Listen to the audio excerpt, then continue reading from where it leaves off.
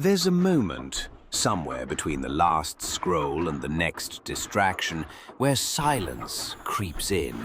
And if you listen closely, you can feel it. Not peace, not clarity, just restlessness. The average person checks their phone 96 times a day. That's once every 10 to 12 minutes, but nobody asks why. You feel it when you wake up. That reflex to grab your device before you've even said your own name in your head. You feel it when you're in line, when you're alone. You even feel it between tasks because stopping has become unfamiliar. You're not bored, you're overstimulated. This isn't a video about phones. This is about something deeper, the erosion of your inner world, the corrosion of thought. The vanishing space where your soul used to whisper. Because somewhere along the way, stillness became painful, and they don't want you to notice. Why? Because a distracted mind is a docile one. Because overstimulation makes you consume more, need more, doubt more. Because when you're always reacting, you never have time to ask the only question that matters. Who am I when nothing is grabbing at me? So I'll ask you again, when was the last time you sat still and didn't reach for something? We used to fear silence. Now we're addicted to avoiding it. Scroll, tap, swipe, switch. A loop so seamless we mistake it for rest. But every flick of the finger is a hit of dopamine. And dopamine doesn't care about meaning. It only wants more. We've built a world where stimulation is infinite, yet attention spans are crumbling. We can binge 10 videos, 10 opinions, 10 personalities in 5 minutes, but still feel numb inside. You tell yourself it's just entertainment. But is it? Or is it anesthesia? A slow drip of novelty numbing the ache of being. We are drowning in content and starving for presence. Studies show that constant stimulation trains the brain to expect micro-rewards, which means we lose our tolerance for stillness, boredom, and subtlety. The more we scroll, the less we can sit. The more we binge, the less we feel. Marcus Aurelius once said, "The tranquility comes when you stop caring what they say, or think, or do. It happens when you only care about what you, yourself, do." But how can you find that tranquility when your brain is flooded with noise 24/7? Even our so-called rest is reactive. Mindless watching, background music, podcasts just to fill the quiet. Our nervous systems are addicted to movement, even in stillness. The body sits, but the mind never lands. And that's the tragedy. We're so busy consuming life, we forgot how to live it. Do you ever feel more exhausted after a so-called break on your phone? Imagine for a moment that your mind is a garden. Every notification, every new video, every scroll of your thumb is a seed. Not a flower, not a tree, just a seed. And dopamine is the water. But here's the twist. In the world of constant stimulation, we're not growing fruit or flowers. We're growing weeds. Fast-growing, shallow-rooted weeds that suffocate anything deeper from ever taking root. You see, dopamine isn't a bad thing. It's a neurochemical reward for pursuing something meaningful. Historically, it surged when we hunted, discovered something new, or completed a difficult task. But now, it fires when we check our phones, when we refresh for likes, when we binge the next episode without even enjoying the last one. We are training our brains to crave novelty over meaning, and this is where the curse sharpens its teeth. The more you chase dopamine through stimulation, the less pleasure you actually derive from it. You're not satisfied. You're just temporarily distracted from your dissatisfaction, like a thirsty man drinking seawater. The ancient Stoics warned us about this. Seneca once wrote, "To be everywhere is to be nowhere." If he lived today, he'd probably say, "To be constantly stimulated is to be perpetually numb." This isn't just poetic, it's neurological. When dopamine is constantly triggered by easy stimuli, your baseline shifts. Things that once delighted you, like reading a novel or watching the sunset, start to feel boring. Your brain's pleasure system gets hijacked. It stops waiting for depth and starts begging for novelty. We become addicts to the new and allergic to the now. This is why so many people say they're burnt out, but can't stop scrolling. Why we feel anxious when we're not being stimulated, yet exhausted by the very things we're consuming. You're not tired because you're doing too much. You're tired because your brain is constantly running from silence. So ask yourself this, and answer honestly. When was the last time you sat in stillness without needing to escape it? That question might be harder to answer than you think. There was a time, not long ago, when boredom was a portal. Before smartphones, before infinite tabs, before dopamine on demand, boredom was how we stumbled into creativity. It was how we wandered into wonder. It gave birth to daydreams, doodles, poems, and sudden existential questions that used to terrify and inspire us in equal measure. But boredom has been assassinated. It died quietly. No obituary, no headlines. Just a slow fading into the background as we learn to swipe it away. And in its absence, something darker grew. Because when we removed boredom, we didn't just remove discomfort. We removed the very condition that allows for introspection. That silent space where thoughts stretch their legs and feelings rise to the surface like old ghosts. Now our attention is so fragmented, so brittle, that even a 5-second pause feels like a threat. We reach for our phones at red lights. We check notifications during conversations. We scroll while watching shows that were already made to entertain us. It's not multitasking, it's mental malnutrition. We are feeding on empty cognitive calories, constant input without digestion, content without contemplation. And it's starving something ancient in us, the part of the soul that longs to sit with silence and listen for truth.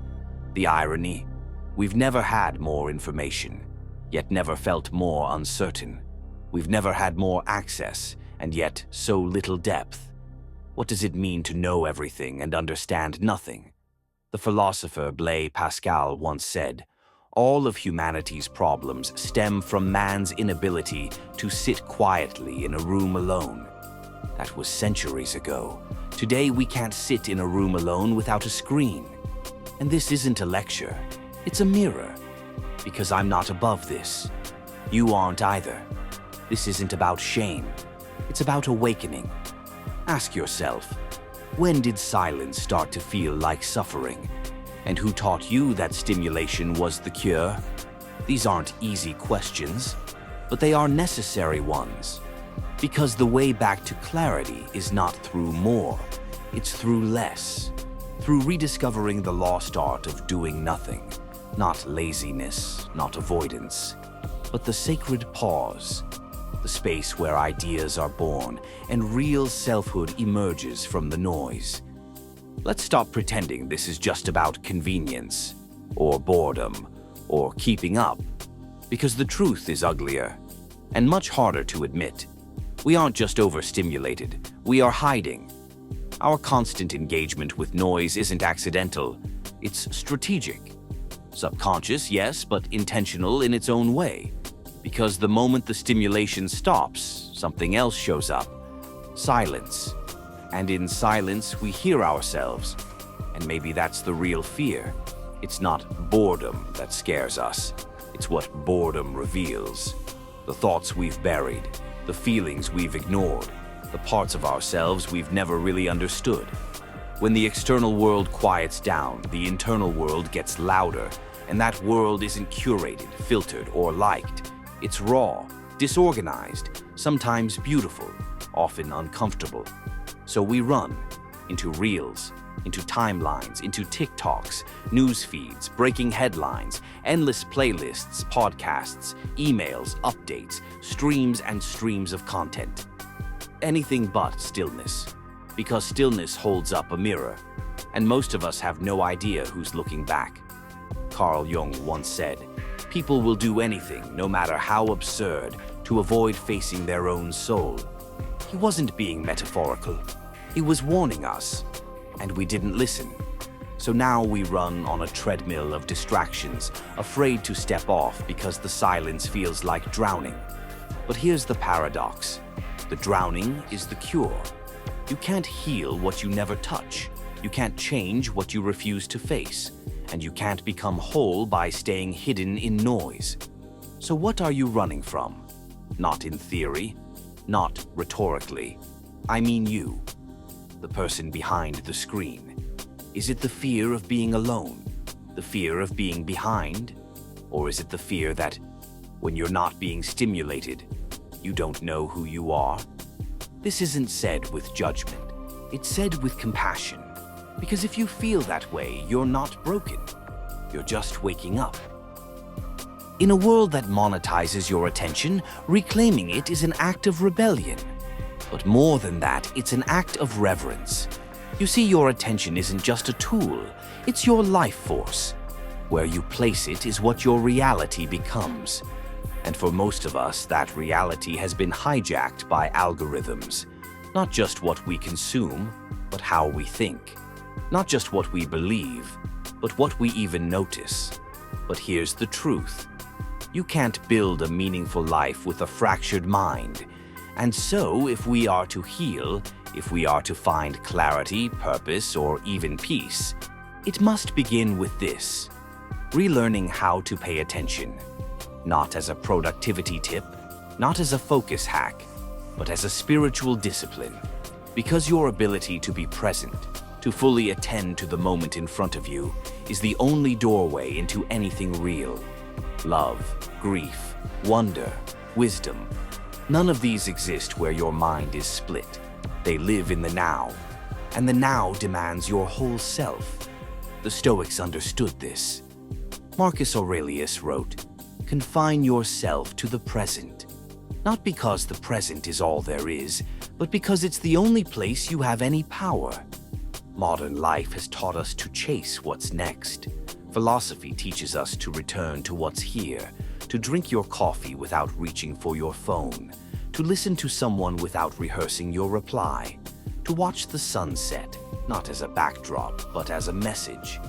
This kind of attention is not easy, it's sacred, and yes, it takes practice. You'll fail, you'll forget, you'll scroll again, but the goal isn't perfection. It's remembrance. Remembering that your presence is rare, and that every time you offer it fully, you touch something eternal. So the question is no longer, how do I stay focused?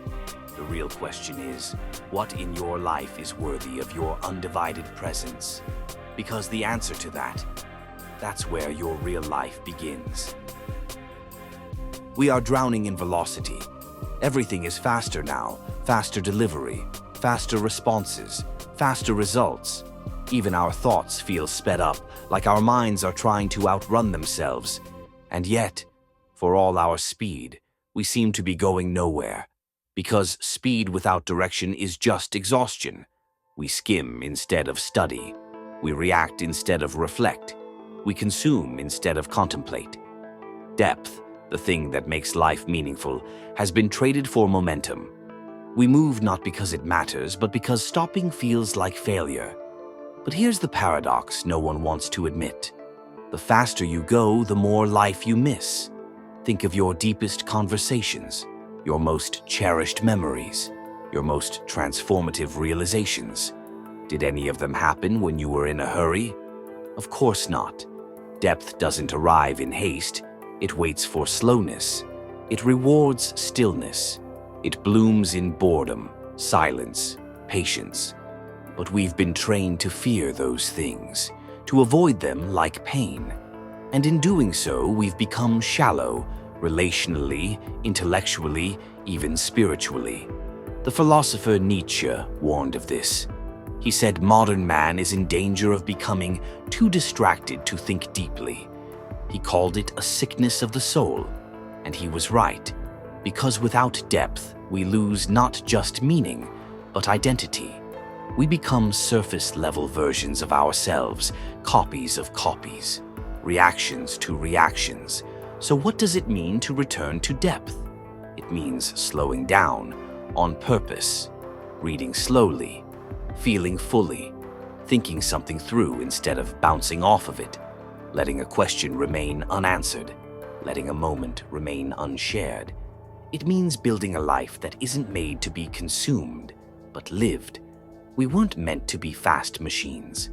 We were meant to be human, messy, complex, slow, and beautiful because of it. So ask yourself, where in your life have you traded depth for speed? And is the trade really worth it? Because you can scroll forever and still feel empty. But one real moment, one truly present breath, can change everything. We often think freedom is about more choices, more access, more tools, more information. But what if real freedom comes from less? What if clarity doesn't come from addition, but subtraction? Because here's the uncomfortable truth. Most of us are not overwhelmed because life is complex. We're overwhelmed because we've allowed everything in. Every buzz, every update, every invitation to scroll, every app promising to optimize us. We've said yes to it all, and now we can't breathe. But digital minimalism asks a different question. Not, what can I fit into my day? But, what deserves a place in my mind? It's not about throwing away your phone or becoming a hermit. It's about intentional subtraction. Because every notification you silence, every app you delete, every decision to step away from noise isn't just an act of resistance. It's an act of design. You are designing your attention. You are curating your mind. And that's not restrictive. That's liberating. The minimalist artist Donald Judd once said, "If someone asks what the best way to live is, I would say, reduce the number of meaningless things." And he wasn't just talking about furniture. He was talking about everything. So what happens when you start subtracting? The mind begins to breathe again. Stillness returns. Time slows down. You stop reacting and start choosing. You realize you never needed most of what you were clinging to. In a way, this isn't minimalism. It's mental liberation. Because when you subtract the noise, what's left is signal. And that signal, that clarity, is where your real self speaks. So here's your question. If your inner peace depended on deleting just 3 things from your digital life, what would they be? Think about that. Don't rush. Because sometimes the most important clicks are the ones where you say, nope. Let's be clear. This isn't a call to run away from technology. It's not about becoming a monk or deleting every app or pretending we don't live in the 21st century. This is not about quitting. It's about waking up. Because the world isn't going to slow down for you. But you can still choose how you move through it. You can choose to touch your phone with intention, to scroll with awareness instead of addiction, to pause, not out of guilt, but out of self-respect. Because every time you choose stillness over stimulation, presence over performance, depth over distraction, you reclaim something sacred. Your mind, your time, your life. And maybe that's the quiet revolution we need right now. Not louder arguments, not more content, but more human beings who are actually here, grounded, awake, fully present in their own lives. That kind of presence doesn't require you to disappear from the world. It requires you to return to it, eyes open. So if anything in this video made you uncomfortable, if you saw yourself in the distractions, in the escape, in the endless scroll, good. Because discomfort is where awakening begins. The question is, what are you going to do with it? You don't need a 30-day detox or a productivity system or some perfect morning routine. You just need to notice, to stop sleepwalking through stimulation, to start seeing what you've been trading your attention for and whether it's worth it. Because at the end of your life, your greatest regret won't be what you didn't see online. It'll be what you missed right in front of you.